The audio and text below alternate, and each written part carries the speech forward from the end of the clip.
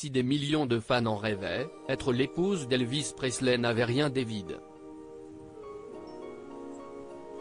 Priscilla Presley en a témoigné dans son interview pour le Huffington Post édition américaine en 2015.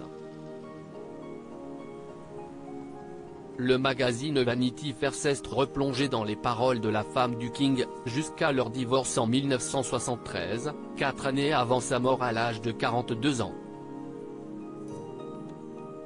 Dans ses confidences, celle qui est ensuite devenue entrepreneuse, mannequin, actrice et écrivaine était revenue sur son couple particulier. Il y a 45 ans disparaissait la star adulée de toute l'Amérique, Elvis Presley. L'origine de l'histoire du chanteur et de sa femme remonte alors qu'elle n'a que 14 ans, présentée avec l'aval de ses parents à celui qui a 10 ans de plus qu'elle, durant son service militaire en Allemagne.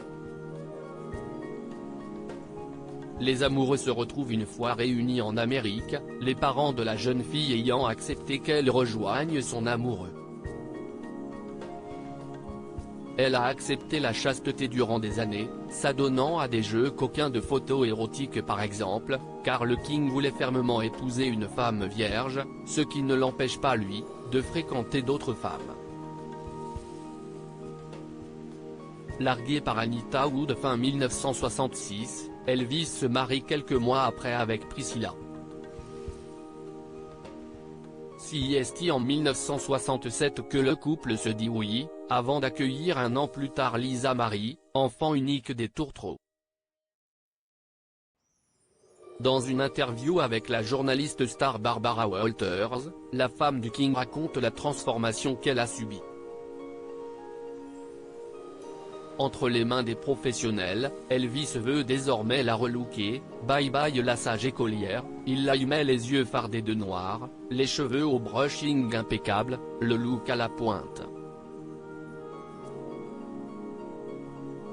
Décontenancé par la femme qu'elle est devenue rapidement parent, le duo fait face ensuite aux difficultés d'Elvis d'être l'époux de la femme de son enfant, il ne veut plus dormir avec elle. Décontenancé par la femme qu'elle est devenue, incapable de retrouver sa gamine, sa Sia chérie, le rocker se ferme dans ses humeurs sombres, passe parfois des heures cloîtrées dans le noir dans sa chambre, et se laisse aller à des quarts d'heure de violence inouïe, raconte Vanity Fair. Dans son journal intime, Priscilla raconte ses moments douloureux et notamment d'abandon, « Je me suis ridiculisée hier soir. Je portais une nuisette noire, je me suis allongée tout près d'Elvis pendant qu'il lisait. J'ai embrassé ses mains, puis chaque doigt, puis son cou, puis son visage. Mais j'ai trop pris mon temps. Ces somnifères avaient commencé leur effet. Encore une nuit de solitude. »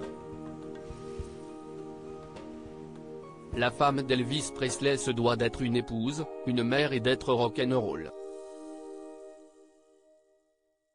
Elle doit beaucoup voyager pour suivre son mari lors de tous ses déplacements et en même temps subir ses absences répétées, élevant seul leur enfant alors que lui se contente de la gâter.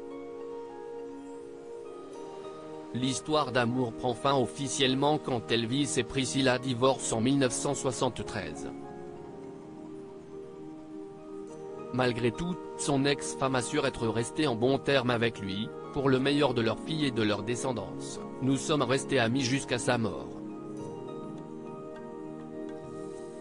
Nous étions toujours là l'un pour l'autre, c'était une relation douce. Le plus beau compliment que ma fille m'ait fait, c'était un jour à la télé, « Enfant, je ne me suis pas rendu compte que mes parents avaient divorcé.